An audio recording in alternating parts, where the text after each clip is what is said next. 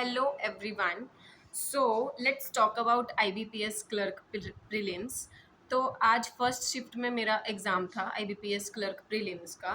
तो एग्ज़ाम जो था वो इजी था, मतलब बिल्कुल इजी मैं उसको कहूँगी कि कुछ भी ऐसा नहीं था जिसको मैं मॉडरेट भी कहूँ, इसलिए एग्ज़ाम जो था वो बिल्कुल इजी एग्ज़ाम था.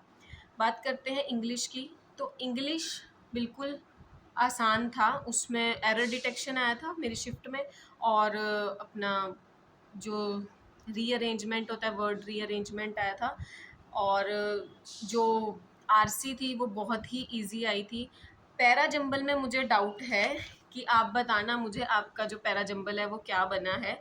मेरा पैरा जंबल जो बना था मैं नोट करके लाई हूँ, वो बना था BADCE, मेरा ये बना था.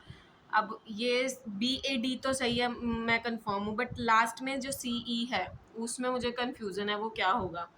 तो इसी तरह से इंग्लिश में जो मेरे अटेम्प्ट थे वो रहे हैं 27. इंग्लिश में मैंने 27 किए.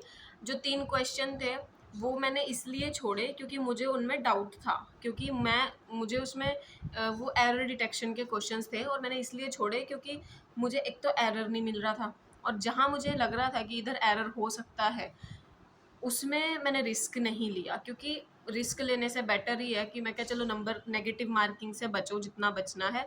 इसलिए मैंने वो 3 क्वेश्चंस अपनी मर्जी से छोड़ दिए कि रिस्क नहीं लेना, ठीक है. उसके बाद हाँ, बात करते हैं रीजनिंग की.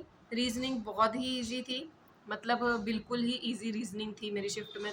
तो रीजनिंग में 35 आउट ऑफ 35 मैंने अटैम्प्ट कर दिए. लास्ट में मैं एक क्वेश्चन छोड़ने वाली थी जिसमें मीनिंगफुल वर्ड बताना होता है ना, कि फर्स्ट सेकंड और ये सब वर्ड्स लेकर और बताओ कि कोई कितने मीनिंगफुल वर्ड्स बन रहे हैं इनमें से. तो उसमें मुझे तो नहीं लगा कि कुछ भी बनेगा, तो उसमें मैंने वाई मार्क कर दिया कि मतलब कोई वर्ड नहीं बनेगा. अब वो भी मुझे बताना कि वो सही है कि नहीं, कि आपने क्या उसमें कोई वर्ड बन रहा था कि नहीं बन रहा था, ठीक है, वो बताना. और जो क्वांट थी, क्वांट में जो अरिथमेटिक है ना वो मुझे थोड़ी सी ट्रिकी सी लगी, लेंदी लगी.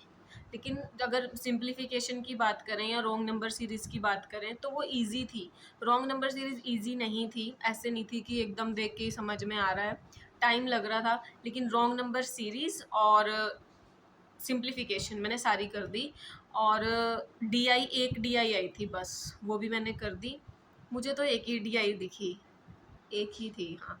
और अरिथमेटिक जो थी उसमें मैंने मुश्किल से 1-2 क्वेश्चन किया होगा, बाकी सब कर दिया था. तो मेरे 27 अटेम्प्ट्स थे क्वांट्स में, ठीक है. तो टोटल मेरे जो अटेम्प्ट्स हैं वो 89 हैं.